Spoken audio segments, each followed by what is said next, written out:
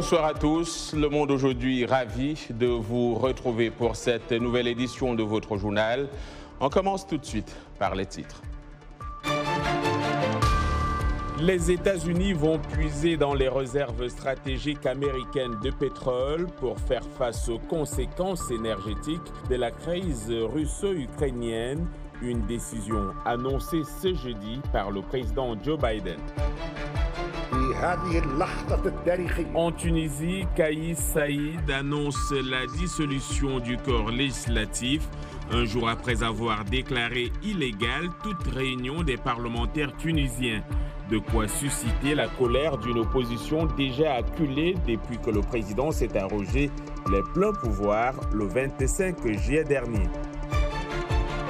Et si le pain fait partie de votre menu quotidien, nous vous amènerons à Yaoundé au Cameroun à la découverte d'un boulanger. Sa spécialité, faire du pain sans blé, mais plutôt à base de farine, de patates douces, de manioc ou de maïs. Le Covid semble repartir de plus belle en Chine, notamment à Shanghai, une métropole de 25 millions d'habitants, devenu ces derniers jours l'épicentre chinois d'une nouvelle vague de contamination liée au variant Omicron. Mohamedou Mfa nous en dira plus dans sa chronique santé.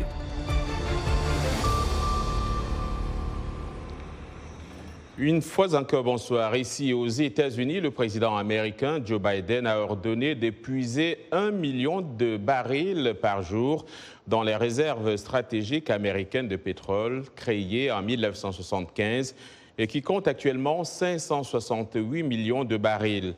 L'administration Biden entend ainsi au cours des 6 prochains mois faire baisser les prix de l'énergie et calmer l'inflation. Dans une adresse ce jeudi, le président américain a dévoilé d'autres mesures prises par ses services pour réduire l'impact de la hausse des prix de l'énergie causée selon lui par Poutine et baisser les prix de l'essence à la pompe pour les familles américaines. Cet afflux d'or noir, une initiative sans précédent dans l'histoire américaine, pourrait s'élever à un total de 180 millions de barils et servira, selon un communiqué de l'exécutif américain, à faire la transition jusqu'à ce que la production américaine augmente en fin d'année. Je vous propose de suivre un extrait du président américain. Aujourd'hui, j'autorise qu'1 million de barils soient injectés sur le marché chaque jour au cours des 6 prochains mois, soit plus de 180 millions de barils de la réserve stratégique de pétrole. Il s'agit d'une transition en temps de guerre afin d'augmenter l'approvisionnement de pétrole jusqu'à ce que la population accélère plus tard dans l'année. Les compagnies pétrolières américaines ont réalisé plus de 80 milliards de dollars de bénéfices l'année dernière. Et cette année, ces bénéfices devraient continuer à monter en flèche. C'est le moment, pas le moment de s'asseoir sur des bénéfices records. Il est temps d'intensifier les efforts pour le bien de votre pays, le bien du monde, d'investir dans la production immédiate dont nous avons besoin pour répondre à Vladimir Poutine, pour soulager les consommateurs, pas les investisseurs et les dirigeants.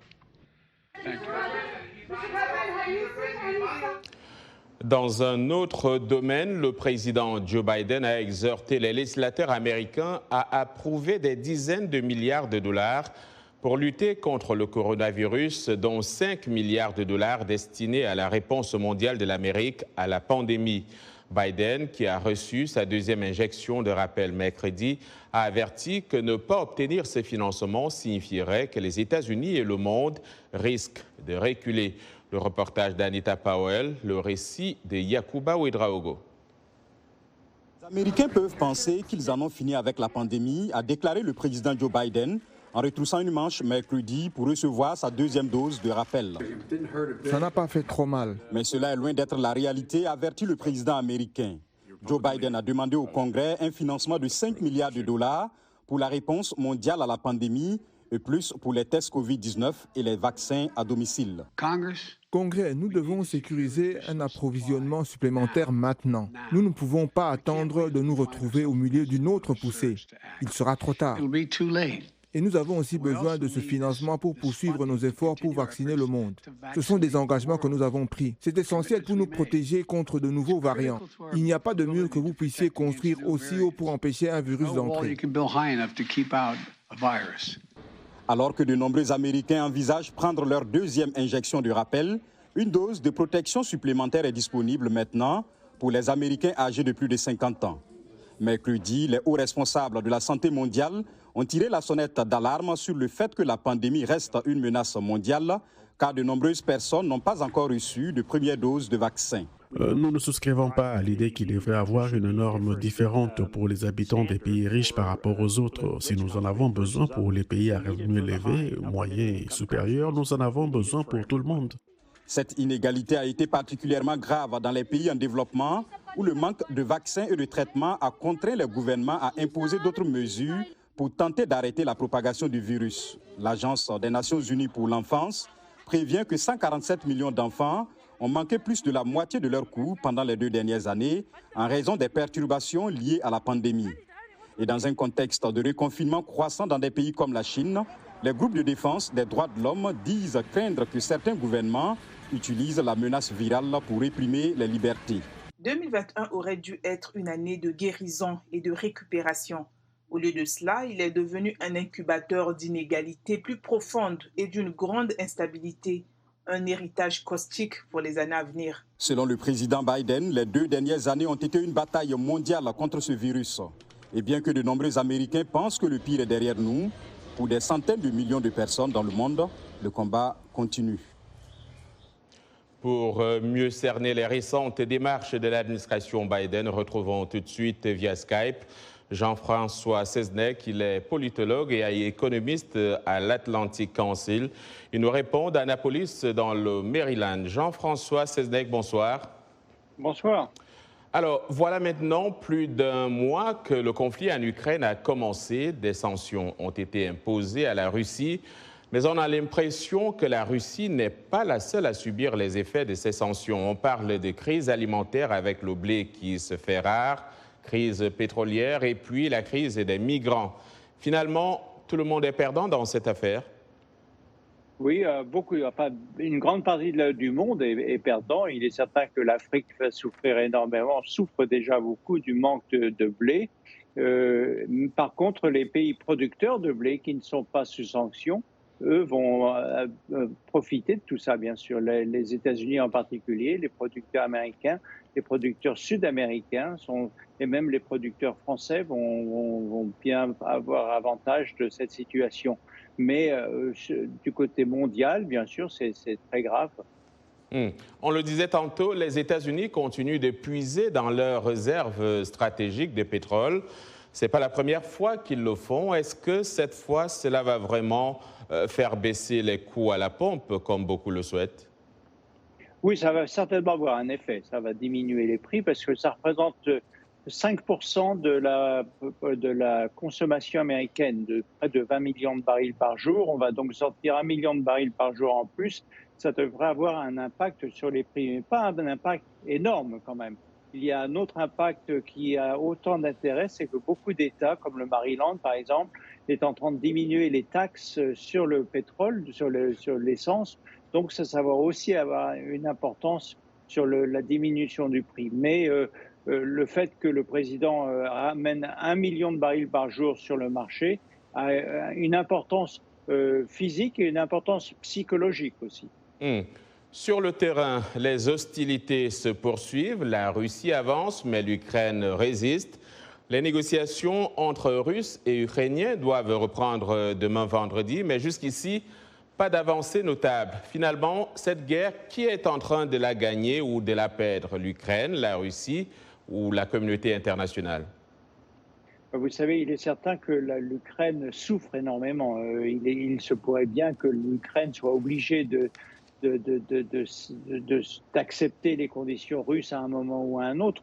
Mais à long terme, c'est la Russie qui perd. Parce que la Russie s'est mise au banc de tous les pays du monde, d'une grande partie des pays du monde, et va souffrir à très long terme de cette guerre. Donc, si vous me posez la question à long terme, je vous dirais que c'est la Russie qui va perdre à long terme, même si à court terme, l'Ukraine perd la bataille.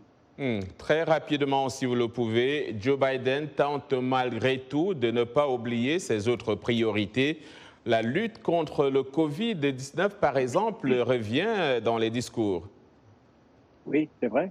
Il a parfaitement raison parce qu'on n'a pas encore fini avec le Covid, mais effectivement, les choses s'améliorent. Mais il a besoin encore quand même de pousser les gens à se faire vacciner, surtout les gens les plus vieux comme moi. Et on va essayer d'avoir la 4e dose gratuitement. Ce serait une très bonne chose. Vous paraissez bien jeune à l'écran. Jean-François Seznec, je vous remercie pour votre disponibilité. Je vous en prie. Bonne journée. Merci. Autre sujet d'actualité, des réfugiés congolais arrivent en Ouganda après avoir fui les combats entre l'armée et les rebelles du M23. Le mouvement du 23 mars dans la région de Rutshuru, au nord Kivu, dans l'est de la République démocratique du Congo. Les autorités militaires affirment également que c'est le même M23 qui a abattu l'hélicoptère de la MONUSCO, alors que les rebelles, eux aussi, rendent les forces armées congolaises responsables de ce crash. Davantage avec Ginny Kapumbu-Villa. Depuis la nuit de dimanche à lundi, plusieurs villages se sont vidés dans l'est de la RDC. Les autorités ougandaises ont permis aux réfugiés de s'installer dans un campement. J'ai fui la guerre qui se passe dans mon village et maintenant je me retrouve en Ouganda où je viens d'accoucher. Je viens de mettre au monde un enfant de sexe masculin. Je pars en Ouganda pour fuir les coups de feu. Plusieurs personnes de mon village ont fui et certaines sont même décédées. Tirs rebelles ou de l'armée, aucune piste n'était exclue mercredi pour expliquer le crash d'un hélicoptère dans lequel ont péri la veille 8 casques bleus de la mission de l'ONU en République démocratique du Congo, la MONUSCO. Les forces armées congolaises ont rapidement accusé les rebelles d'avoir abattu l'appareil et accusé le Rwanda de soutenir la rébellion du M23, ce que Kigali dément. Ce qui préoccupe le gouvernement rwandais, c'est de continuer à avoir de bonnes relations avec nos voisins, spécialement avec la RDC, qui vient de devenir membre de la communauté des États d'Afrique de l'Est. Donc voilà, s'il y a un problème, on ne dit pas qu'il peut ne pas y avoir un problème, mais c'est un problème. Il y a des mécanismes qui ont été prévus pour les résoudre. Mais pour le moment, je pense qu'il faut se focaliser sur la continuité, le renforcement des bonnes relations. Défait en 2013, le M23 a fait de nouveau parler de lui depuis novembre, attaquant des positions militaires et accusant Kinshasa de ne pas avoir respecté des engagements sur la démobilisation de ses combattants. Et puis la Cour suprême du Kenya a invalidé ce jeudi un processus de révision constitutionnelle initié par le président Uhuru Kenyatta, mettant un coup d'arrêt à ses projets à 4 mois d'élections présidentielles et législatives à forts enjeux. Le président ne peut pas initier des amendements ou des changements constitutionnels par la procédure de l'initiative populaire, a déclaré Martha Koome, la présidente de la plus haute juridiction du pays, nommée l'année dernière. Avec cette réforme qu'ils ont portée depuis 2018, Kenyatta et ses alliés ambitionnaient notamment de créer de nouveaux postes au sein de l'exécutif, ce qui constituait la plus importante modification du système politique kényan depuis l'introduction d'une nouvelle constitution en 2010. En Tunisie, le président Kais Saïed annonce la dissolution du Parlement 8 mois après l'avoir suspendu pour s'arroger les pleins pouvoirs l'an dernier.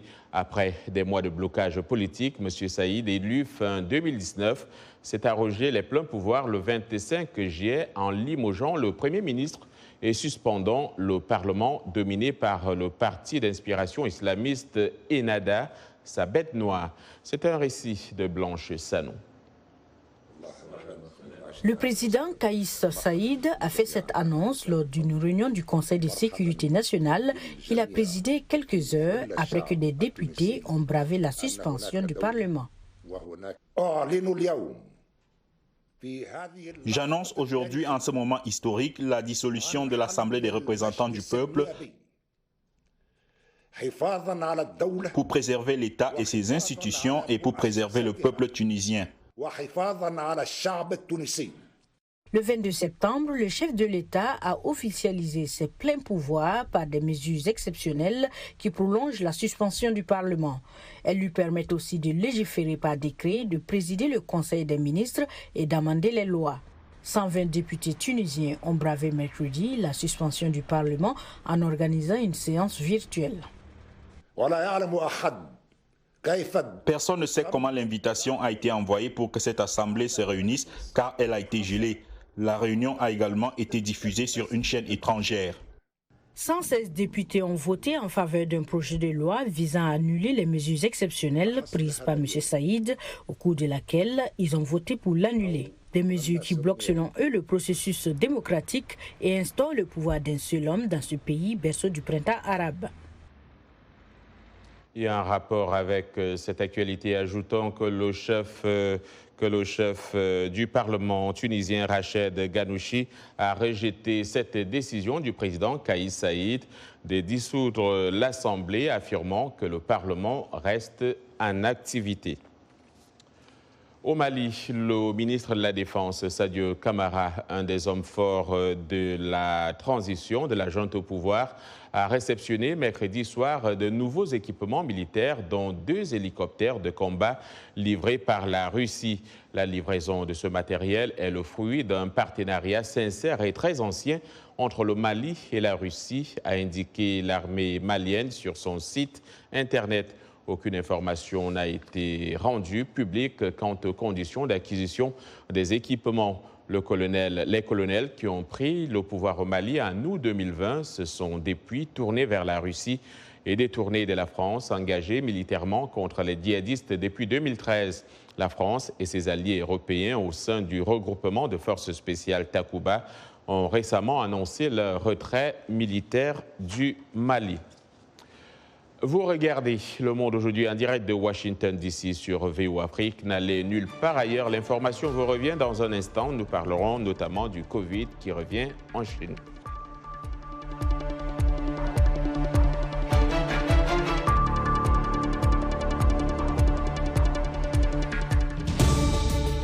Washington Forum, le rendez-vous hebdomadaire de VOA Afrique à ne pas manquer. Chaque semaine, nous sommes ensemble pour 30 minutes pour décortiquer les grands sujets qui font l'actualité.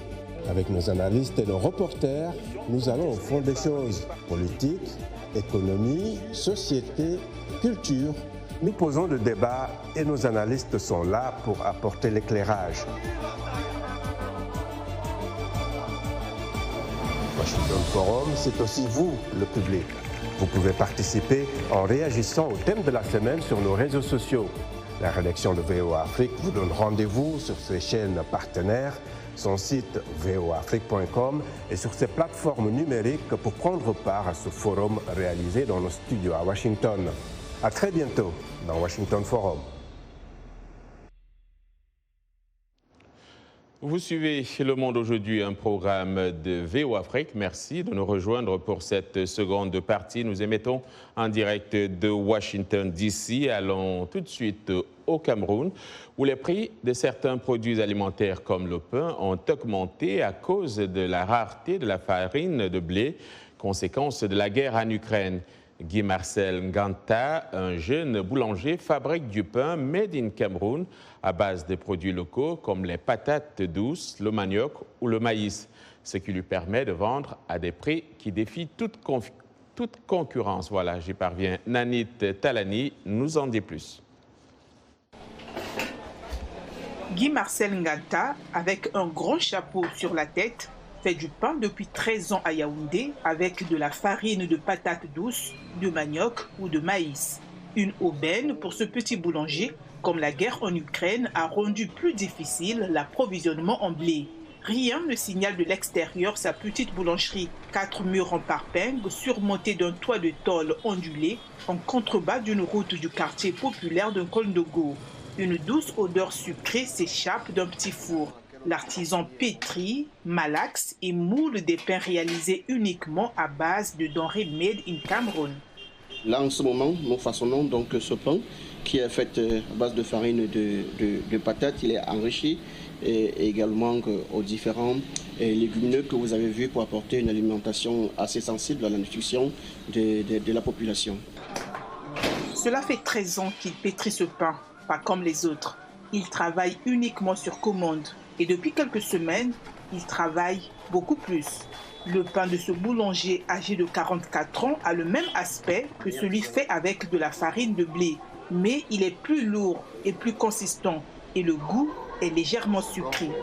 Nous avons là le pain de patates, le pain de manioc, le pain de maïs et le pain de manioc et en même temps le légumineux, le pain enrichi aux légumineux. Il faut retenir que toutes ces matières premières, toutes ces farines enrichies sont cultivées ici dans le Cameroun, dans le pays. Guy-Marcel Nganta assure gagner pour chaque baguette entre 50 et 60 francs CFA quand celle du blé n'en rapporte que 40. Le prix de 50 kg de farine de blé est passé de 19 000 francs CFA en 2021 à 24 000 francs CFA aujourd'hui, contre 20 000 francs CFA pour la farine de patates douces et 17 500 francs pour le manioc. Ses concurrents vendent le pain plus cher à cause de l'inflation du prix du blé, mais aux grandes dames des consommateurs. Nous souffrons au pays. Et tout, il y a tout au pays, mais non, on souffre. Le Cameroun est riche. Le panier d'aménagé, c'est la magie. Regardez vous-même. Regardez. Ça, c'est quoi ça? C'est le pain ici, ça, c'est 50 francs. Non, c'est trop. C'est trop, nous sommes fâchés. Depuis le début de la guerre en Ukraine, la demande a plus que doublé, passant d'une vingtaine à une cinquantaine de clients. C'est le bouche à oreille qui a permis à l'artisan de voir sa clientèle plus que doubler ces dernières semaines. Tout le monde s'en réjouit. Le goût est vraiment différent. Dans le pain made in Cameroun, on peut ressentir qu'il y a des ingrédients, c'est peut dire naturels, comme la patate. Voilà, donc le goût, quand on mange, et ça remplit plus le ventre. Le gouvernement camerounais avait institué le prix de la baguette à 125 francs CFA depuis 13 ans. Depuis le 16 mars dernier, il est passé à 150 francs CFA, soit près de 20% plus cher, provoquant mécontentement et inquiétude chez les consommateurs qui disent être pris dans un engrenage à l'inflation alors que les salaires n'ont pas changé. Le ministre du Commerce, Luc Magloire Mbarga Atangana, a annoncé que la crise en Ukraine aura des impacts au Cameroun, car 50% des importations de blé dépendent de la Russie et de l'Ukraine. Voilà, nous sommes jeudi et comme il est de tradition, nous accueillons Mouamadou Oumfa et c'est pour parler de santé. Mouamadou Oumfa, bonsoir. Bonsoir, John. Alors, ce soir, nous reparlons, et c'est un peu triste, du Covid qui semble ressurgir en Chine. Oui, exactement. Le Covid repart en Chine. On va parler donc de la situation précisément à Shanghai, la capitale économique chinoise, une métropole de 25 millions d'habitants, devenue ces derniers jours l'épicentre chinois d'une nouvelle vague de contamination liée notamment au variant Omicron qui a commencé à s'accélérer début mars. Alors, pourquoi s'intéresser à la Chine? Pour au moins deux raisons. D'abord, parce que c'est officiellement de la Chine qu'est venu le Covid avant de se répandre à travers le monde. En outre, la Chine est un cas d'école. Depuis quasiment 2 ans, le pays a réussi à maîtriser l'épidémie, mais n'a pas pu empêcher cette flambée causée par Omicron. Lundi, le ministère chinois de la Santé a rapporté 3500 nouveaux cas positifs, contre 4 477 mardi et 5 600 ce jeudi. C'est un nombre faible si l'on considère la situation au niveau mondial, mais il est élevé pour la Chine où le nombre de nouvelles contaminations quotidiennes dépassait rarement la centaine depuis le printemps 2020. Comment les autorités chinoises réagissent-elles? Elles ont divisé la ville de Shanghai en deux. Depuis lundi, la partie est est confinée pour 4 jours et le 1er avril, c'est-à-dire à partir de demain, ce sera au tour de la partie ouest de la ville. Les autorités justifient ce confinement en 2 temps par l'impact économique qu'aurait un confinement total de la ville. Pendant ce temps, c'est une véritable course au dépistage. Pas moins de 8 millions d'habitants de Shanghai ont été testés lors de la seule journée de lundi, selon le maire de cette ville, John. Alors, la Chine, vous le disiez, est un cas d'école, sauf que cette fois-ci, certains responsables chinois admettent que la ville n'est pas préparée pour affronter l'actuelle flambée de Covid. Est-ce un mauvais signe? Oui. John, il faut dire que cette flambée est d'abord un choc pour les autorités chinoises. Elle met à rude épreuve la stratégie nationale zéro Covid. Cette stratégie qui consiste en plusieurs mesures. Confinement dès l'apparition de quelques cas, visa attribué au compte-gouttes, longue quarantaine à l'arrivée sur le territoire ou encore traçage des déplacements via des applications mobiles. Des méthodes rigoureuses qui ont permis de maîtriser l'épidémie depuis environ 2 ans. Et alors que les populations revenaient déjà à une vie normale, il est de nouveau question de confiner 25 millions de personnes, ce qui n'est pas du tout facile. D'abord parce que de nombreux Chinois sont vraiment agacés par ce nouveau confinement, comme en témoignent ces 2 réactions recueillies à Shanghai. Ça a quand même fini par arriver. Même s'ils ont dit qu'ils ne verrouilleraient pas la ville, on se disait que c'était pratiquement terminé. Pourquoi vont-nous recommencer? Ça me déprime un peu et me met de mauvaise humeur car beaucoup de nos projets ont été chamboulés. Mais il n'y a rien que nous puissions faire. Pourquoi est-ce que ça doit être comme ça? C'est comme si nous étions dans une période si difficile. Même si tu restes 4 jours à la maison, tu peux juste manger des nouilles, tu peux encore vivre. Pourquoi se démènent-ils pour trouver des légumes alors que le virus se propage de façon incontrôlée et continue de troubler les gens? Alors, on vient de le voir, John, il y a une inquiétude légitime des populations, mais il y a aussi des difficultés économiques et techniques. La nouvelle d'un nouveau confinement avait été annoncée au dernier moment, dimanche soir, vers 21h, provoquant un afflux d'habitants dans les commerces afin de s'approvisionner en produits alimentaires. Avec cette demande, le prix des légumes a bondi cette semaine. Et puis, si la logistique du confinement fonctionne généralement bien, certains Shanghaïens se plaignent de n'avoir pas suffisamment de produits frais ou de ne pouvoir accéder aux hôpitaux faute d'autorisation, de quitter leur domicile ou d'avoir un test Covid négatif. Au moins 2 patients nécessitant une dialyse et 2 autres atteints d'asthme seraient ainsi décédés, selon des messages de proches postés sur les réseaux sociaux.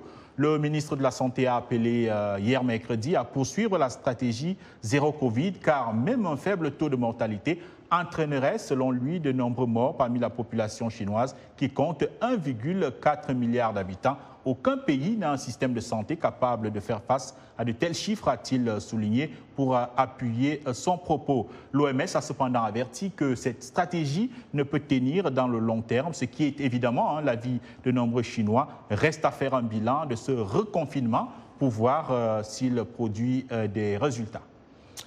Oumfa, merci d'être là, vous restez avec nous. On va faire un petit tour au cirque. Et donc, avant de refermer ce journal, faisons un tour sur les planches pour parler du Cirque du Soleil qui est de retour après 2 ans marqués justement par la pandémie de Covid-19. La compagnie entame une nouvelle tournée à travers les pays de l'Union européenne pour présenter son nouveau spectacle, Lucia, un show surréaliste d'inspiration mexicaine. Je vous laisse découvrir.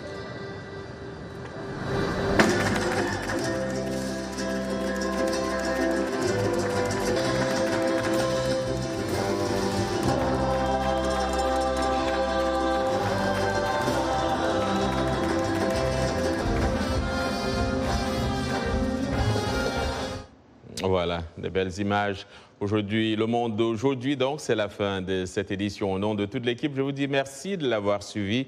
Demain est un autre jour. D'ici là, passez une excellente soirée.